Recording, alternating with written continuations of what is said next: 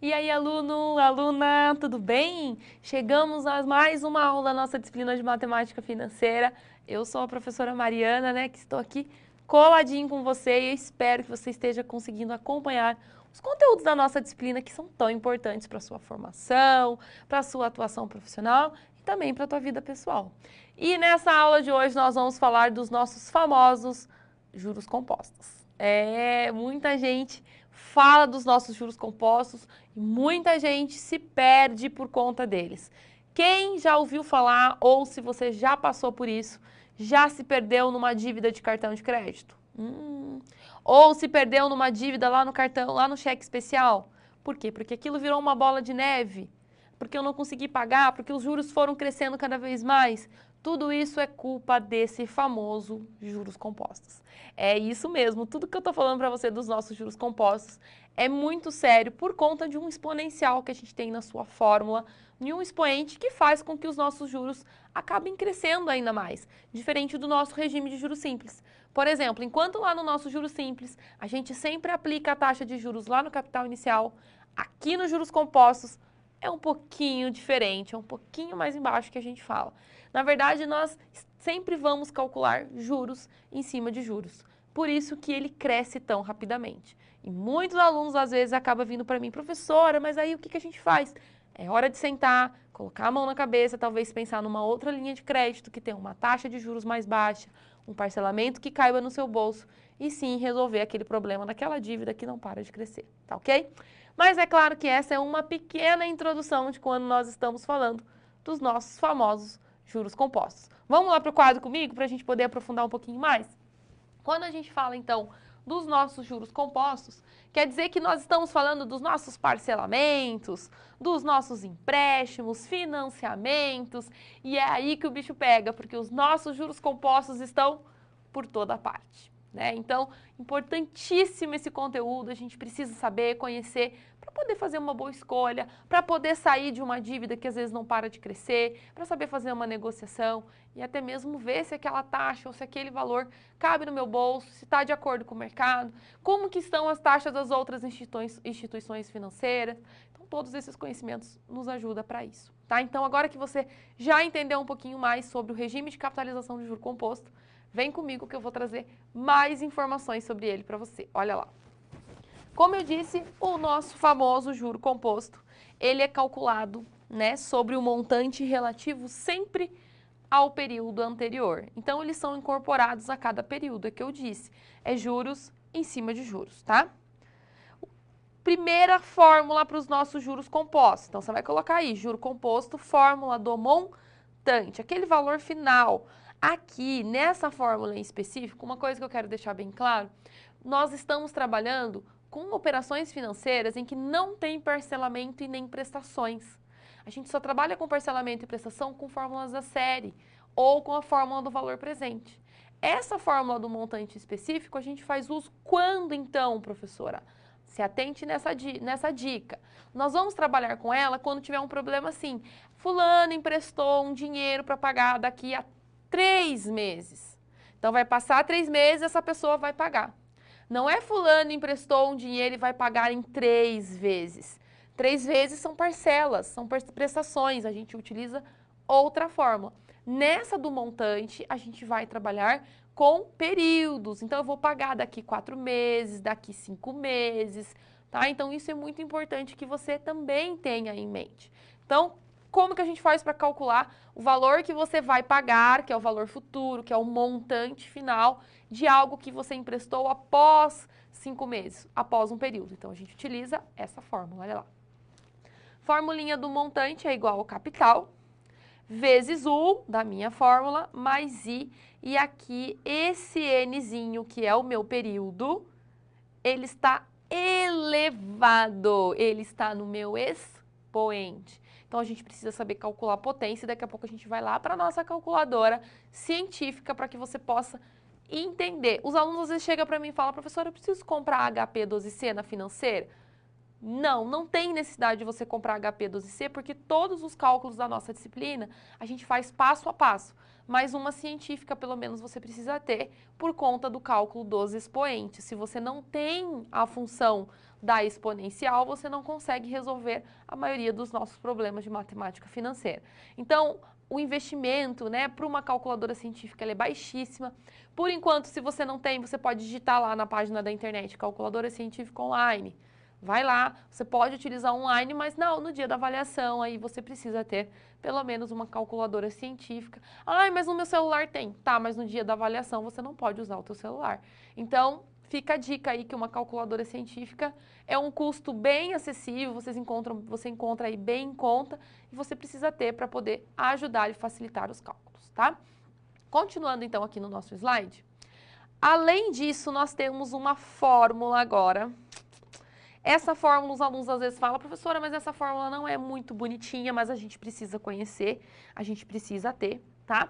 Eu, particularmente, estou trabalhando com essa primeira, que é a da taxa equivalente, especificamente para os juros compostos. Se você já conhece ou tem familiaridade para trabalhar com a segunda, não tem problema.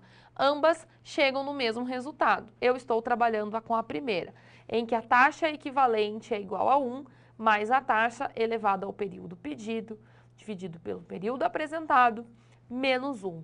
Quando é que nós fazemos uso dessa maravilhosa fórmula? Se você estiver num problema, regime de capitalização de juro composto, a sua taxa tem um período diferente do período daquela operação financeira. Quer ver um exemplo? Vamos imaginar que eu estou financiando um valor, estou emprestando um valor a uma taxa de juros de 2% ao mês, mas eu vou pagar daqui 10 dias. Minha taxa está ao mês, meu período está ao dia. Taxa ao mês, período ao dia. As unidades de tempo não conversam, elas não estão equivalentes. É juro composto, tem que utilizar essa fórmula antes de colocar em qualquer problema, tá? Então, em qualquer problema dentro da matemática financeira, a unidade de tempo da taxa precisa ser igual à unidade de tempo do período. Se uma está ao mês, a outra também tem que estar ao mês. Se uma está ao dia, a outra também precisa estar ao dia. E é claro que para a gente relembrar como que nós trabalhamos com os períodos na parte do período comercial, olha esse lembrete importante, ó, hashtag fica a dica aqui da nossa aula, olha lá. No período comercial, um ano sempre vai ser equivalente a 6 bimestres, um ano 4 trimestres, um ano 3 quadrimestres, um ano 2 semestres, um biênio 2 anos, um triênio 3 anos. E por que eu estou trazendo tudo isso? Porque às vezes tem problema que você se depara que está falando de biênio e você fala, o que é biênio? São 2 anos. Um mês sempre equivalente a 30 dias, independente do mês. Um ano, sempre 360 dias. Não, dentro do período comercial a gente trabalha com essas medidas, para que a gente consiga fazer as nossas transformações de taxas equivalentes. Ok? Show? Não pode mais errar. Então, quando for trabalhar com taxa equivalente, antes de resolver qualquer fórmula, essa é a formulinha que eu trouxe para você. E essas são as unidades que a gente precisa sempre ter em mente. E agora, claro que para a gente colocar em prática, eu trouxe um problema. Vamos lá. O centro comercial que a gente está falando tem uma condição de pagamento, né? Aqui, agora, a condição de pagamento é compras com pagamento entre 30 e 60 dias. Não tem entrada. Opa, é taxa de juros compostos, então a gente olha as fórmulas do juro composto. Taxinha de 42,58% ao ano. Aqui a gente já tem coisas, né? Por que nós já temos coisa? Porque o senhor Alberto está fazendo uma compra de 900 e a gente quer saber o quanto que ele vai pagar lá no final de 60 dias. Opa, 60 dias e taxa ao ano. Aqui a gente já tem um problema e é juros compostos. Então, antes de fazer qualquer coisa, resolver qualquer problema, a gente precisa pensar nessa nossa taxa. Por quê? O valor à vista é 900, que é o meu capital. A minha taxa é 42,58% ao ano, mas ele vai pagar, eu quero saber o valor final, lá no final dos 2 meses, que são 60 dias. Então, eu vou ter que transformar essa minha taxa ao mês. Como que nós fazemos isso? Formulinha de taxa equivalente de juros compostos. Então, olha que bacana, agora você vai aprender a utilizar essa fórmula. Taxa equivalente é igual a 1. O I, que era a minha taxa ao ano, é 42,58% ao ano, certo? Dividindo, né, 42,58 por 100, a gente chega em 0,4258, porque nós estamos trabalhando com taxa unitária. Eu estou pedindo para transformar, ou seja, o meu P eu estou pedindo para transformar a minha taxa em um mês, é 1. Só que a minha taxa está sendo apresentada ao ano, e o ano é equivalente a 12 meses, menos 1, tá?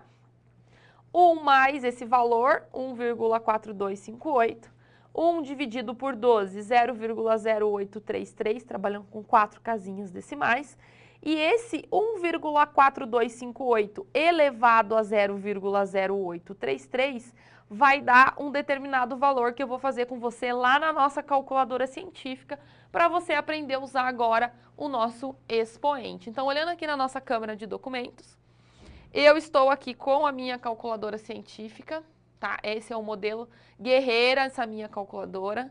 Então, quando a gente vai fazer o nosso cálculo, eu vou colocar lá 1,1.4258, então esse era o valor.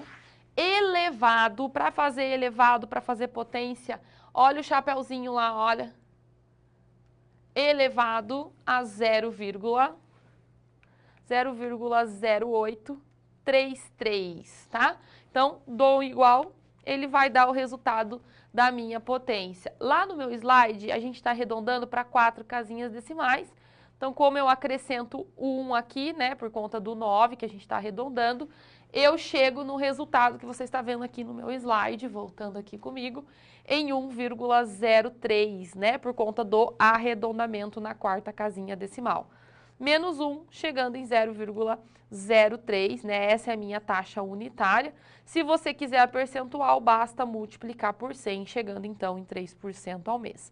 Feito isso, agora sim nós vamos calcular o valor do montante, que é o valor final que ele vai pagar no final dos 2 meses, né, dos 60 dias. Então, formulinha do montante para juros compostos, capital era 900, 1 mais a minha taxa que nós acabamos de encontrar, 0,03, porque é taxa unitária, elevado a 2, porque são 2 meses, tá? Primeiro eu somo aqui 1 mais 0,03 elevado ao quadrado, tem que fazer potência na calculadora, arredondando para a 4ª casa decimal, 1,0609, vezes 900, chegando então em R$ 954,81. Então, esse seria o valor final, pago então no final, lá após os 60 dias, ou seja, os 2 dias, os 2 meses da final da compra, né? Então, antes de aplicar o nosso cálculo do montante, a gente teve que fazer o cálculo da taxa equivalente. E para juros compostos, é essa fórmula que a gente acabou de ver. Vamos fechar para a gente ver as nossas fórmulas que a gente viu? Então, formulinha da taxa equivalente para os juros compostos e fórmula do montante, então, que nós utilizamos na aula de hoje. Eu espero que você tenha compreendido como fazer uso delas a partir da nossa ASP. Um grande abraço e até a próxima.